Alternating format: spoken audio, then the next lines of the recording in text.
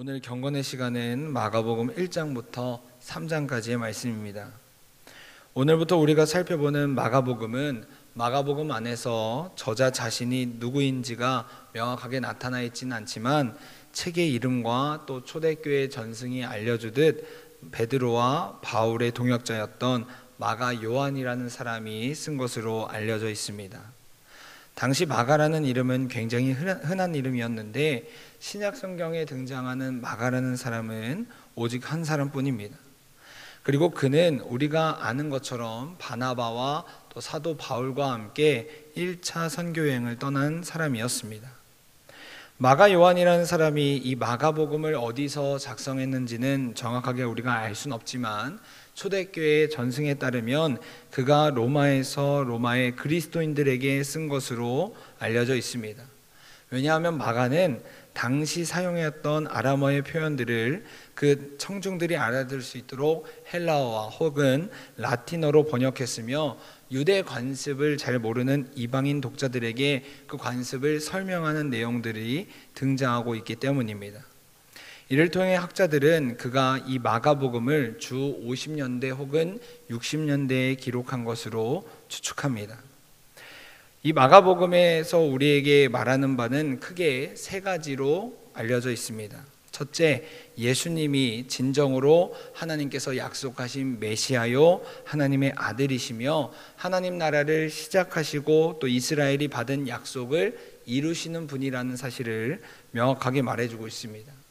둘째는 예수님께서 하나님 나라의 사역과 하나님의 약속을 이루시기 위해서 그의 방법으로 사용하신 것이 정복 전쟁이 아니라 섬김과 고난을 통해 하나님의 사역을 이루시는 분이라는 사실을 우리에게 말해주고 있습니다. 그리고 마지막으로 예수님의 발자취를 통해서 이를 믿는 그리스도인들이 그분의 참 제자라면 우리 역시 예수님과 같은 고난의 길을 따라가 영광의 길로 걸어가는 것을 권면하고 있습니다. 우리가 이러한 흐름을 바탕으로 오늘부터 우리가 마가복음을 함께 살펴보도록 하겠습니다. 먼저 오늘 본문에 등장하는 하나님은 어떤 분이신가에 대해서 우리가 살펴보게 된다면 하나님께서는 오늘 본문 1장 17절의 말씀을 통해 우리를 이 땅에서 하나님의 사명자로 부르시는 분이다 라고 명확하게 말씀하고 계십니다. 우리 1장 17절 그리고 18절의 말씀을 우리 다 함께 읽도록 하겠습니다. 시작. 예수께서 이르시되 나를 따라오라 내가 너희로 사람을 낚는 어부가 되게 하리라 하시니 곧 그물을 버려두고 따르니라. 아멘.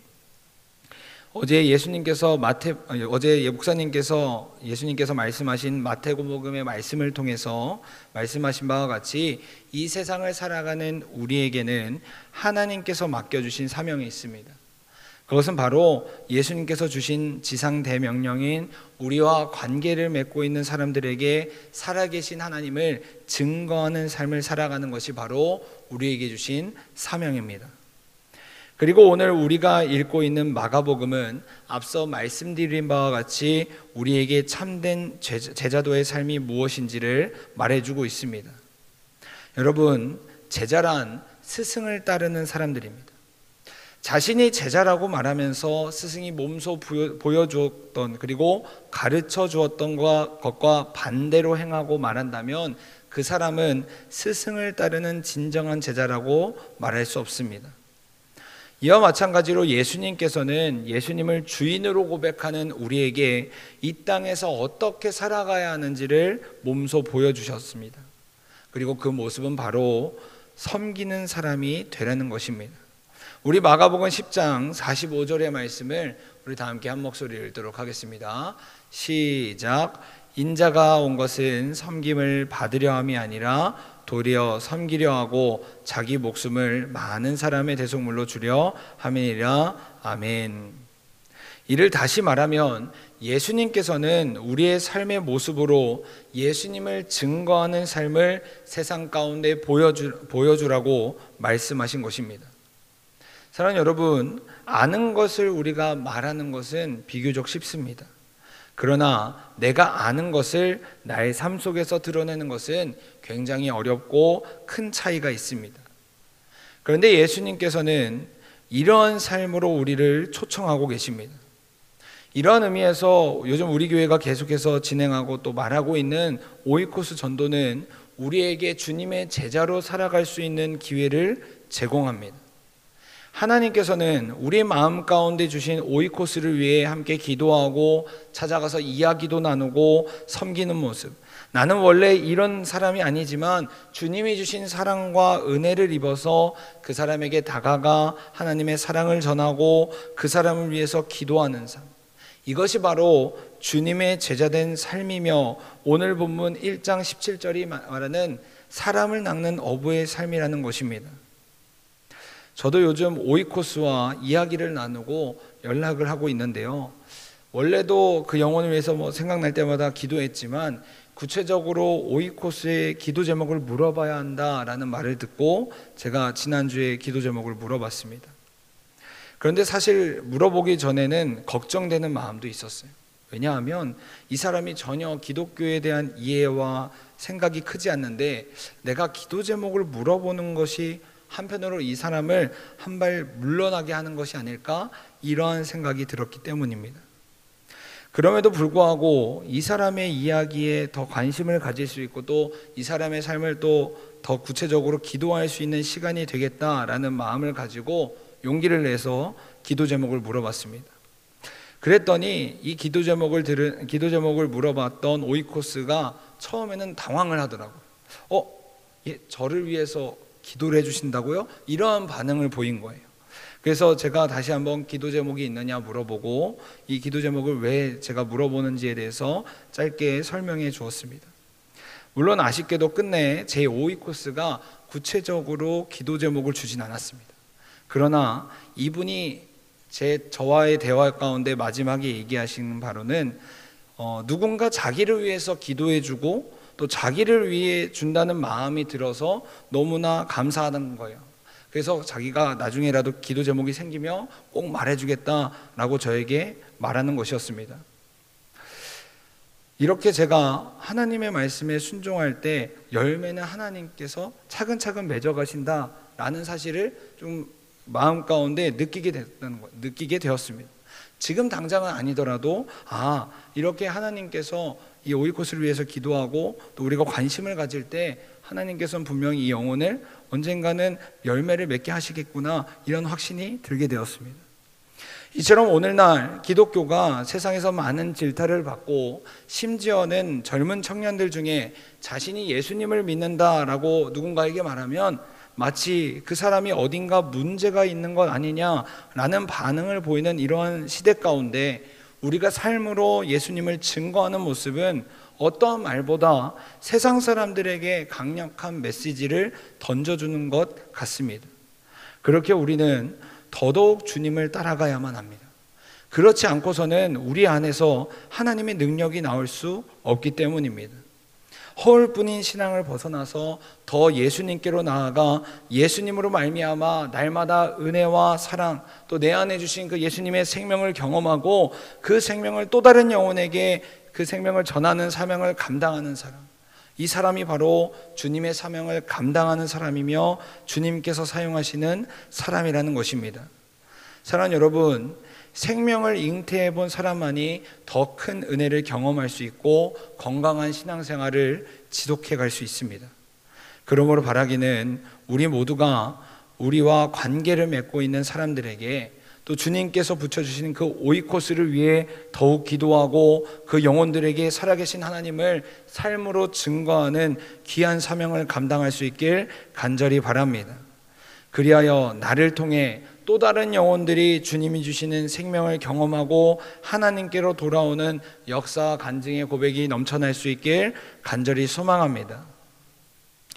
계속해서 하나님께서는 2장 17절의 말씀을 통해 우리가 어떠한 마음을 품고 이 세상을 살아가야 하는지를 우리에게 말씀하고 계십니다.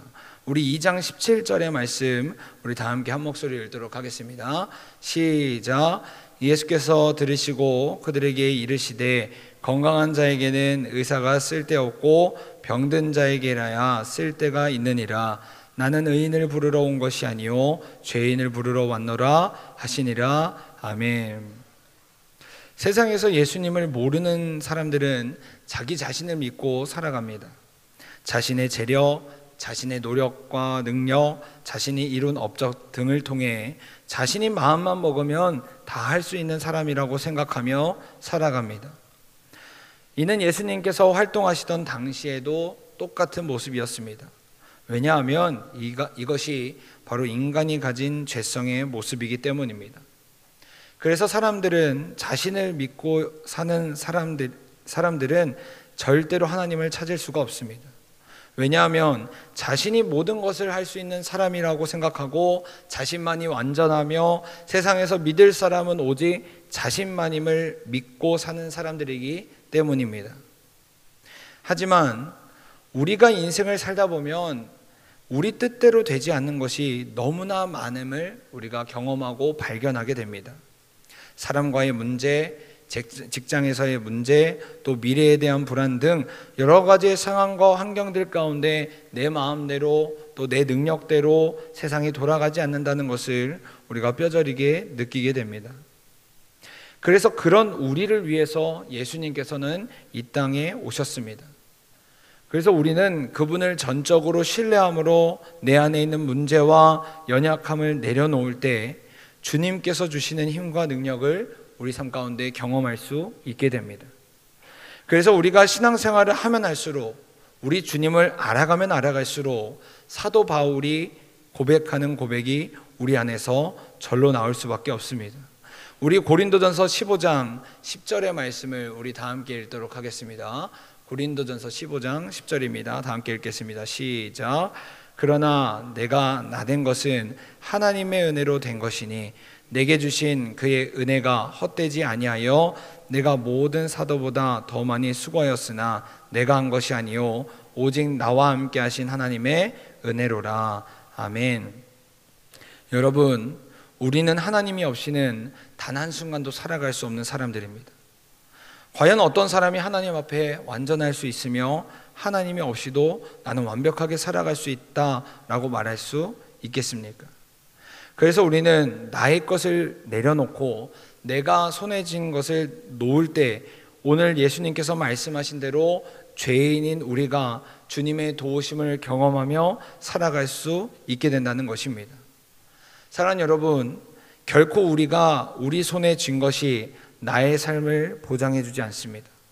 그러므로 바라기는 우리 모두가 우리를 인도하시는 하나님만을 의지하고 우리 인생의 주관자요 주인이신 주님만을 붙잡으며 살아가 우리 삶 가운데 때에 따라 돕는 은혜를 주시고 또 우리를 가장 좋은 길로 인도하시는 하나님의 역사하심을 경험할 수 있길 간절히 소망합니다. 그리하여 우리 삶 속에 내가 드러나는 것이 아니라 오직 살아계신 하나님만이 드러나는 삶이 될 수 있길 간절히 소망합니다. 오늘 하루 우리 주님께서 우리를 각자의 자리로 보내실 때 그곳에서 우리가 주님만을 붙잡아 주님의 도우심의 그 은혜를 경험하는 하루가 될 수 있길 진심으로 소망합니다. 다 함께 기도하겠습니다.